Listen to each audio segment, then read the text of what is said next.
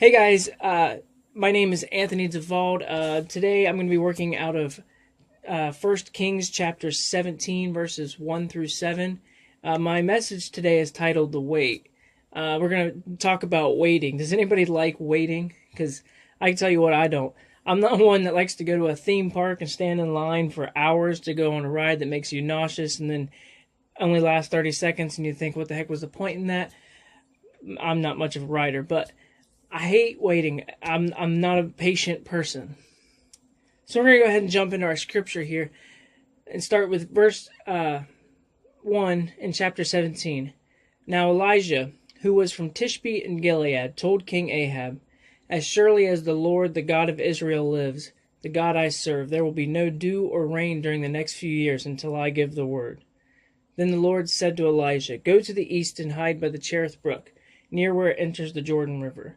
Drink from the brook and eat what the ravens bring you, for I have commanded them to bring you food." So Elijah did as the Lord told him and camped beside the Cherith brook, east of the Jordan. The ravens brought him bread and meat each morning and evening, and he drank from the brook. But after a while the brook dried up, for there was no rainfall anywhere in the land. Do any of you guys know Elijah? You might know of him, you might know some of his stories, or just that he was a prophet. You might know all about him. Good for you, but we're going to learn about him now. So, I'll tell you what, though. I like Elijah. We would be great friends, and I can't wait to, when we get to heaven someday, I want to be standing there watching on the big screens, the play-by-play of all the events in his life. Now, today, I want to dissect this reading because there's so much more going on here than just Elijah being fed by birds. Starting with verse 1. Now Elijah, who was from Tishbe in Gilead. Pause. Elijah, the Tishbite from Tishbe. It may well just said Elijah, just some guy off the street. Tishbe was a land outside of Canaan, and Canaan was the country east of the Jordan. It was considered unholy as compared to the land that was west of the dividing river. What that really means is Elijah was just a guy from just some town out in some country. Out in the country. So he was a hillbilly. He was a backwoods guy. But anyway, anybody come from a town so small that if someone asks you, "Where are you from?" you say the name of the next neighboring city, because you know there's no point in saying Old Washington, Ohio, because no one knows where that's at. That's where I'm from. There's a lot of meaning in these first 8 words. The first 8 words will show my first 2 points on who Elijah is and why we should care. God uses ordinary people to do extraordinary things. Elijah was just a Tishbite from Tishbe, a guy from the country, a guy from the middle of nowhere, and everybody knows everybody's size town in Gilead. They might as well have said a guy from Old Washington. How often does God use ordinary people to do his biggest jobs? God will use you for a purpose. God has a calling for your life. He has a calling for my life and everyone's life. He doesn't look, though, when he calls someone to do something, he doesn't look at the outside appearance. He doesn't look at your location. He doesn't look at your income. He doesn't look at your social status or your background. None of that matters to him. God looks at what's in your heart and what's inside, not outside. So God uses men, big and small, to accomplish his work. The choosing of Elijah, a nobody from a nowhere town, is a foreshadowing of how Christ will choose his apostles. And when Christ was choosing his apostles, these were the men that Jesus was leaving the responsibility to make disciples, that make disciples, to feed his sheep, to grow and build his church from the ground up.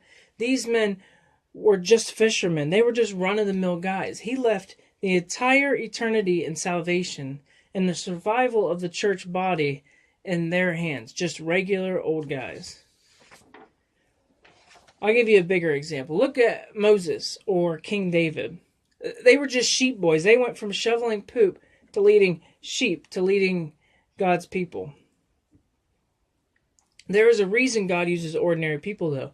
God looks for people to accomplish his work, to have a level of humility, confidence and grit. He needs someone that has no previous reputation.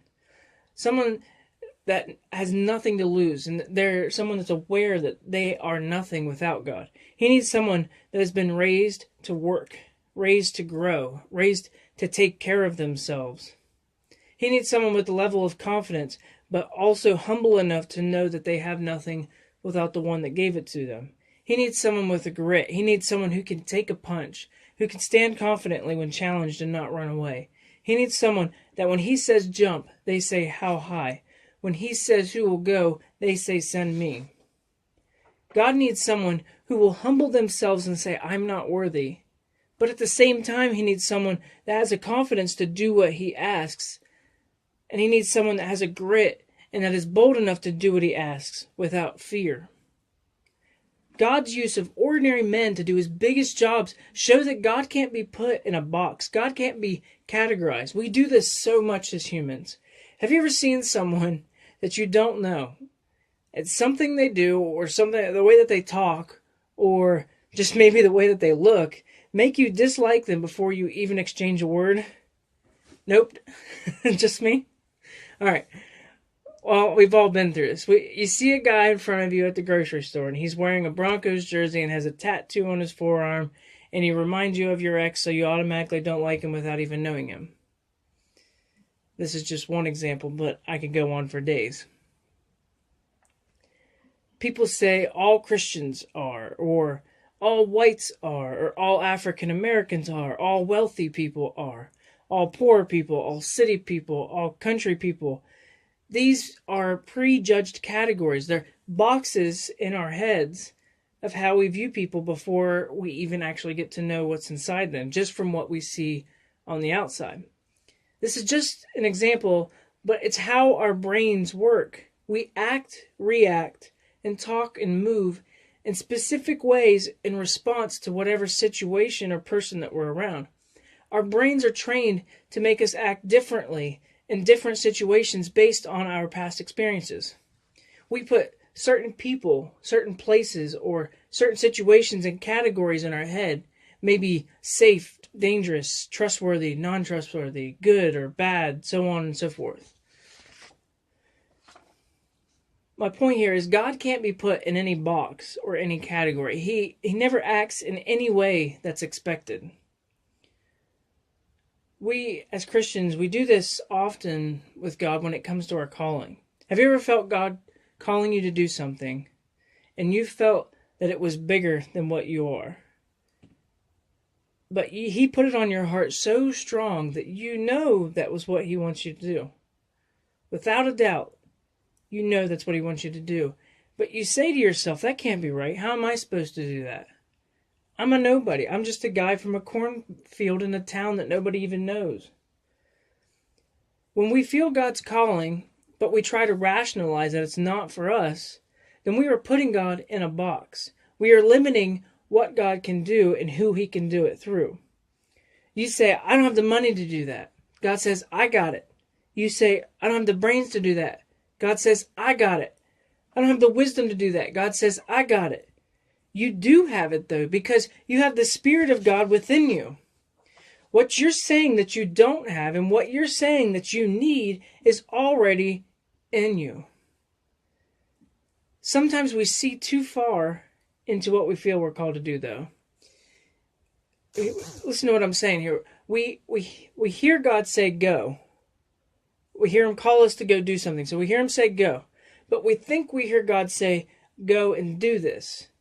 But really, at first he just says go and I'll do it. We think, God, I can't do that on my own. That's bigger than I am. He says, I didn't ask you to do it on your own. Reading again, the first verse is, Now Elijah the Tishbite from Tishbe in Gilead said to Ahab, As the Lord, the God of Israel lives, whom I serve, there will be neither dew nor rain in the next few years, except at my word. This is bold.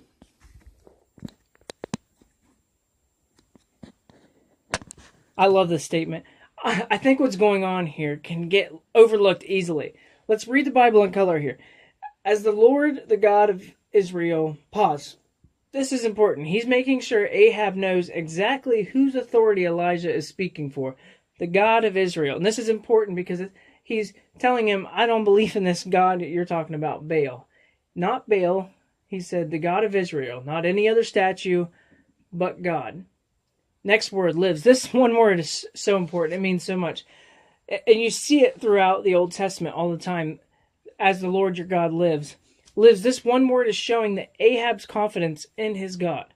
The God, the only God there is, and it's the God of Israel. He is telling Ahab, I know without a doubt my God lives. He's alive, and I have the authority and a power of a God that is alive, and that isn't just a piece of gold or stone. Next line, whom I serve.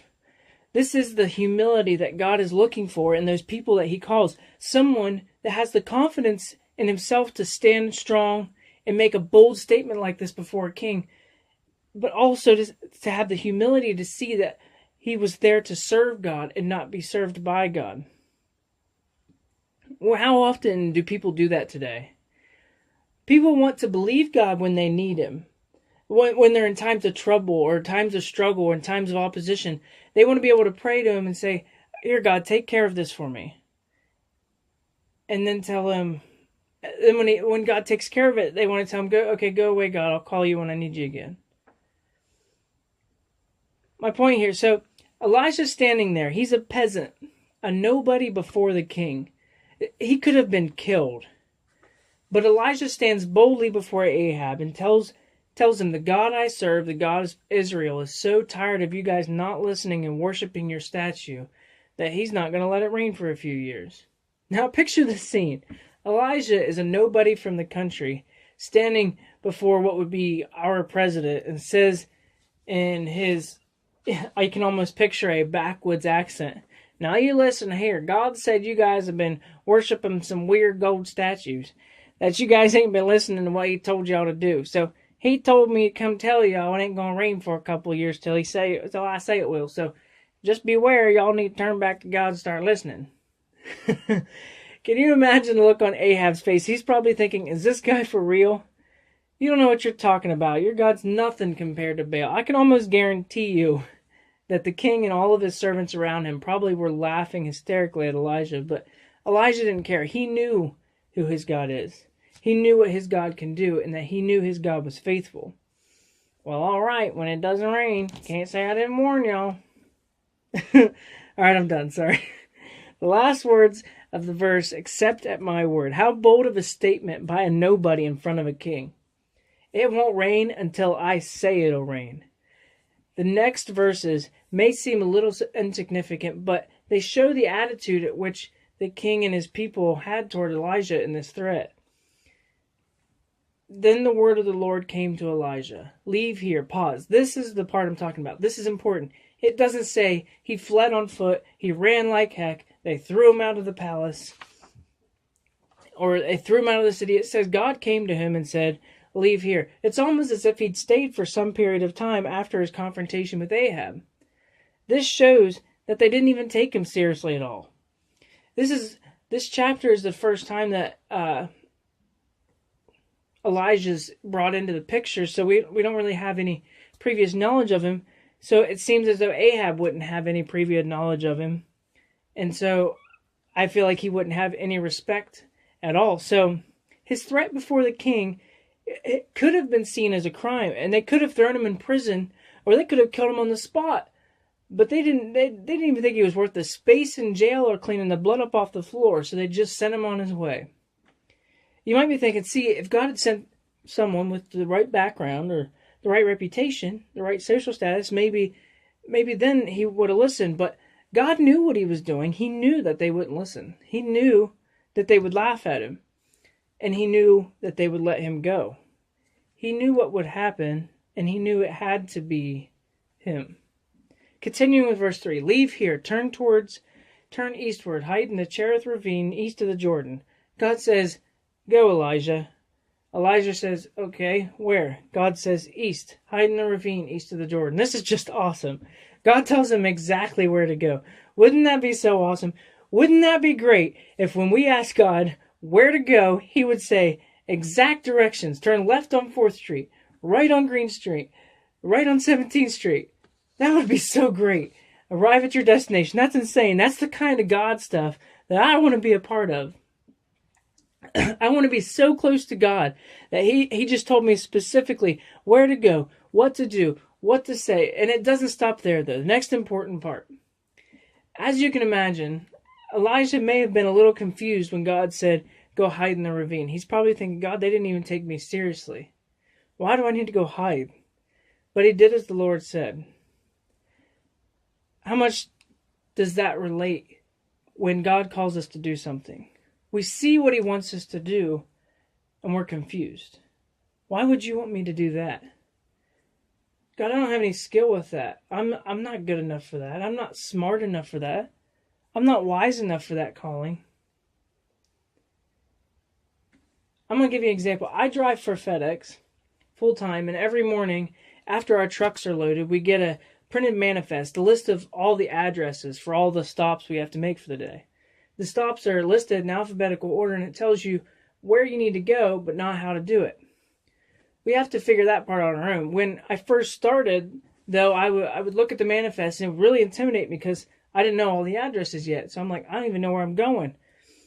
And I didn't know the best way to do it yet, but I noticed with time and doing it day in and day out, I built a recognition for the manifest, and it made sense, and it was no longer as intimidating.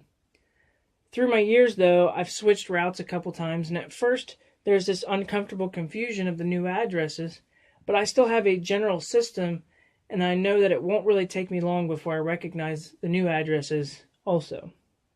We do this cycle in our faith and in our calling. The faith, when you first come to Christ, it's new and confusing and uncomfortable, but it's a start.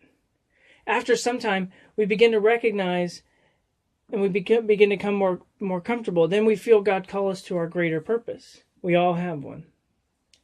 It feels confusing, it feels uncomfortable, but with time, you grow to succeed in your calling, and then sometimes your calling will change. And the process is the same, confused, uncomfortable, but with time we recognize. Back to the story. So at this point, Elijah now knows where to go specifically. So he heads there, but what's going to happen when he gets there? How's he going to survive? God didn't tell him, go to some city, to this house, where this person will feed you and take care of you, which I'll do that later, but that's for my next message. But at this point, God tells him, go hang out in the woods. So what's next? Well, I'll tell you what the rest of the verse says. You will drink from the brooks, and I have directed the ravens to supply you with food there. I don't know about you, but I can see him going, huh? Elijah's maybe like thinking, maybe I'm nuts, but I'm pretty sure I just heard God say, I'm going to send the birds to feed you. Leave it to the birds. Leave it to the dirty black birds to fill God's purpose. The ravens are at the least a large black bird and a dirty bird at that. They're basically a bigger, nastier crow. Do you know what this kind of reminds me of? And this is a great thing. When we fail, when we fall, when we make mistakes that leave our lives in a dirty, nasty mess, God comes into that mess and turns it into something much bigger than we could have ever imagined.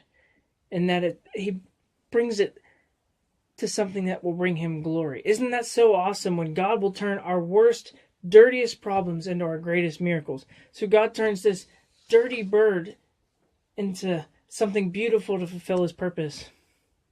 Even though this might sound nuts to Elijah, anything is possible by God. God is doing the unexpected. He could have just made food appear every day and every night. But instead, He chooses the unexpected, to have ravens feed Him. He could have done what He did with the Israelites and had manna appear on the ground and birds appear for Him, but God doesn't do things twice the same way, so He had to do the unexpected.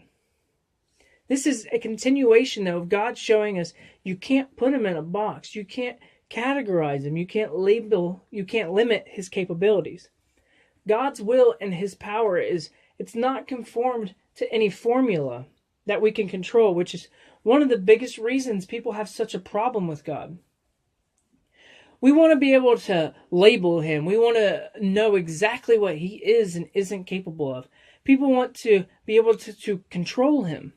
But because they can't control him and they can't explain him, well, people then just decide to ignore him. It's easier to say, yeah, he doesn't exist. It's easier to say we're all here by chance than it is to say that there's someone bigger than me that I can't comprehend.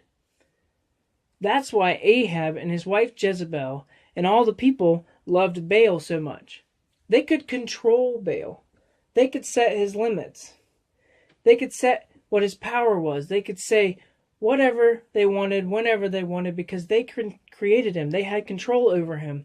But they didn't like God because they didn't have that control over God. See, Baal wasn't an all-knowing God. Baal was a rain god, which is the whole reason that God had Elijah call this drought on the land, so that he could say, well, if you think Baal is the one controlling your rain, let's see who it really is. They didn't like God because God had control over them. They didn't like that God said, you can't do the things that you're doing, because they really liked doing the things that they're doing. They knew in their hearts that everything wasn't here by chance. They had just decided, instead of believing in the God of Israel, that they would believe in a God that they created. See, Baal was more than just a gold idol. He was more than just a statue. Baal represents something. Baal represents the worship of what we can see and what we can touch and what we can control. Now, people have their own Baals today. Some might have, if you said to a non-believer that is wealthy, that if you told him your money is an idol before God, or your money is a God for you, and they would say, no, it's not. I don't worship it. It's not a God. It's just money. But they spend their whole lives around it. They do everything they can to get more of it and to use it. They love their money. Baal represents when people put anything in place of God, when they put their focus, their love, their attention, and their worship. And worship is not what people think today. It's not just a time on a Sunday morning. Worship is how you spend your time. It's how you spend your effort. So when you're saying you're worshiping a false, if you tell somebody that's a non-believer, you're worshiping a false god, they're like, no, I'm not. I'm not bowing down to my money, but they will do anything to get more of it. They will let it make their decisions. They will let it control their lives so that they can continue having it. But it's not just money. It could be anything. It could be a desire. It could be a goal. It could be a job or a social status or a political position. It could be something as simple as like a fanatic of some sports team. I know I'm not condoning watching sports. Don't hear what I'm not saying, because I love sports. Go Pittsburgh. What I am saying here is, though, people spend so much of their time, and some of these people will spend so much time and money and effort in keeping up and supporting and learning about their sports team, that they're making it a priority above God and a distraction from God. Thus, they're putting it before him and they're making it an idol. Back to the ravens. So Elijah's now down in the valley. He's in the middle of the woods, and he's got a scheduled meal from the birds to bring him breakfast and dinner. So they're bringing him like drive-through McDonald's every day. This goes on for 2 years. Although sometimes it doesn't feel like 2 years is that long, a long time, but that's a long time to be stuck in the wilderness by yourself. I'm sure after 2 years, Elijah's got a Wilson made. If you don't know what I'm talking about, you need to look up the movie Castaway with Tom Hanks. So anyway, after Tom Hanks is stuck on this island for so long, he finds a football and makes a friend out of it. After 2 years, though, I'm sure Elijah had a Wilson. After 2 years, I'm sure that when the birds came and dropped off his meals, he tried to convince them, all right, come on, guys, stay a while. Elijah was called by God to a greater purpose. We are called by God to a greater purpose, and sometimes we forget that. Sometimes we miss past the salvation. God calls us to a greater purpose, and then sometimes he asks us to wait. This is so hard to do, though. God says, I've got something for you to do, and you're going to do great things for me. And excitingly, we say, awesome, what is it? Where do I go? What do I do? And then God says, okay, go here. I'll take care of you, but just wait. Really? That's what you want me to do? And at first we go and we're excited about it because we now have knowledge that we've been called to do something greater, but then the wait comes on. The thought of waiting is not as hard as the weight of waiting. But God is good, and his timing is good, and his timing is right. So Elijah waits the 2 years in the wilderness. Verse 5 says, so he did what the Lord told him. Sometimes when you ask God what he wants you to do, where he wants you to go, when he wants you to do it, and he says, go, I'll take care of you, but wait. That's not always the answer you wanted to hear. But we are to do what Elijah did. We are to do what the Lord said. There's a point to the waiting. Not only is God good and his timing is good, but there is a growth that happens in the waiting, and there are things that you learn in the waiting. God told King David when he was just a child, when he was only 12 years old, he was anointed to be king. So he knew what his purpose was. He knew he would be king someday. But right after his anointing, where did Jesus go? Or where did David go? He didn't go to the throne. He didn't go straight to the palace. David went back to the pasture, back to the sheep, back to following around those animals, leading and protecting them from falling off a cliff. So sometimes, instead of looking at the waiting as a bad thing and thinking, why is this taking so long? When is this going to end? When am I going to do what you said I was going to do? We should be looking at what we can do, where we are, while we're in the waiting. What he wants us to learn while we're in the waiting. What he wants us to see while we're in the waiting. And how he wants us to grow in the waiting. After the waiting, see, the thing about the waiting is, during the waiting, you might feel that God's not doing anything. You might feel that I'm wasting my time. I could be doing something right now. What am I doing waiting? But what you don't see is God is using the wait. Look at Elijah. Elijah told Ahab that it isn't going to rain for a few years. So God had to wait those few years so that they would see. He couldn't just hit the fast forward button. And sometimes, wouldn't that be so great if you could just skip to where the main point? This wasn't going to, he had to wait because it wasn't going to rain for a few years. So they had to see that Elijah was right, and they had to see that his God was right. And he needed them to start recognizing that Elijah was with him. So God needed that wait so that he could move. I'll give you a small example. Anyone ever try to load a web page and then try to view it before it's done loading? And sometimes you can see part of it, but not everything on it, because it's still loading. It's because it's not ready yet. It's still preparing everything it needs to get ready.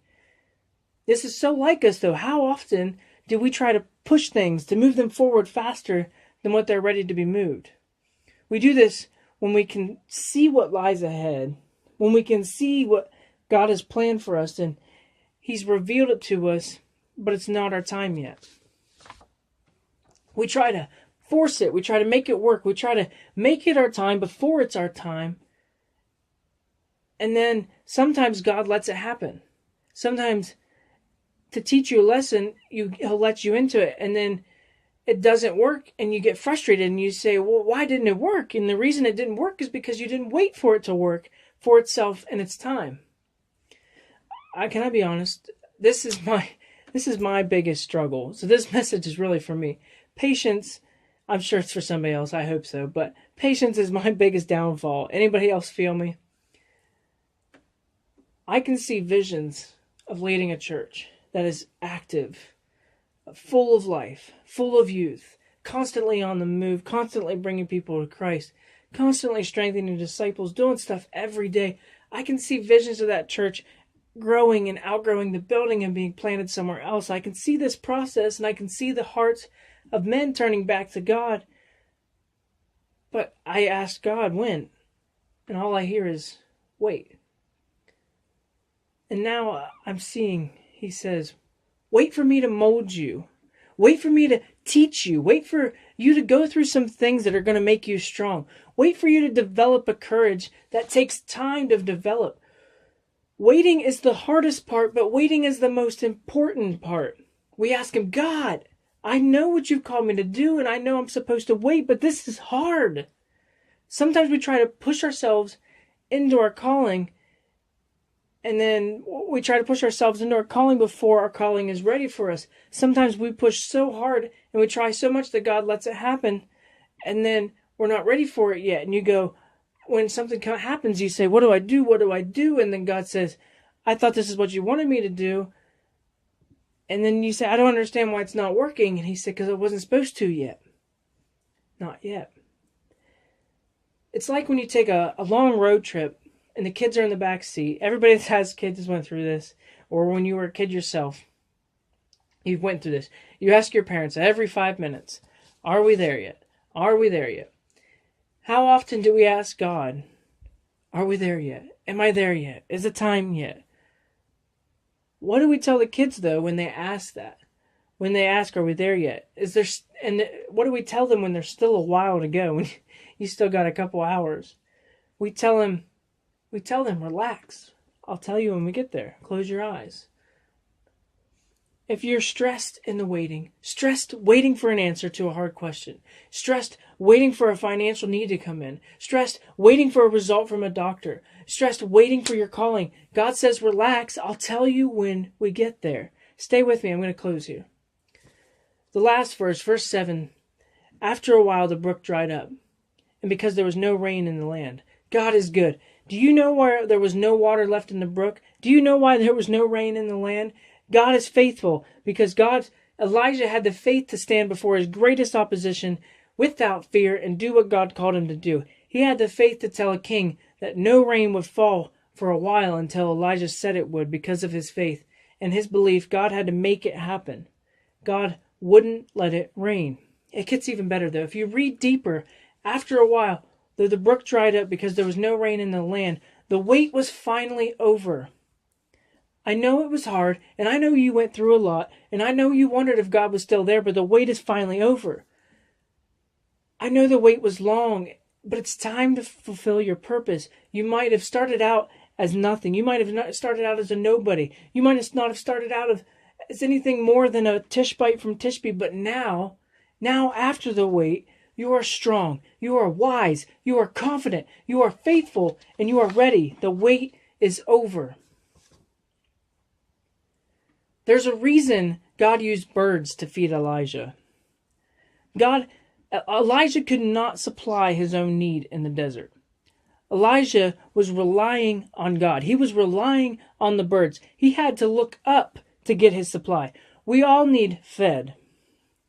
We all have needs. We all need a supply. But where we get that supply will determine whether we are filled or whether we are left hungry. God didn't want Elijah to ever forget his supply and where it was coming from and who was the source.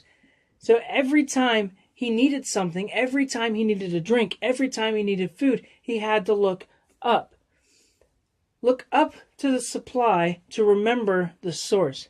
When we are hungry and we are thirsty, we look around to what we can see, what we know. We look to others. We look to our social media. How many likes, how many comments, how many followers, how many friends, how much attention we're getting, how much love and affirmation you're receiving. But it's all superficial. It's all on the surface. These things only supply our needs on the surface. It all fills your needs for a short time, but shortly after you come back hungry again for more. God says, don't look around to the world to supply your need. Look to me. I'll fill your hungry soul. Look up to me. Look up to the source. I will feed you. When the world has tricked you, the world has tricked us into thinking we're not good enough. We're not smart enough. We're not rich enough. We're not pretty enough. We're not skinny enough. We're not popular enough. We're not strong enough. That we can't do what we were called to do for all of these reasons. These are what we hear in our head. But God says, I've got it. Look up to me. Look up to the source. I've got it all. I will make you good enough. I will make you smart enough. I will make you strong enough. I will make you enough. It might take some time, but I will make you enough to do what I've called you to do. He doesn't give us a calling that is easy enough to do on our own. If we could do our calling on our own, we would forget the one that is calling us to do it. God gives us a calling bigger than we are, so that when we receive the supply, we never forget the source.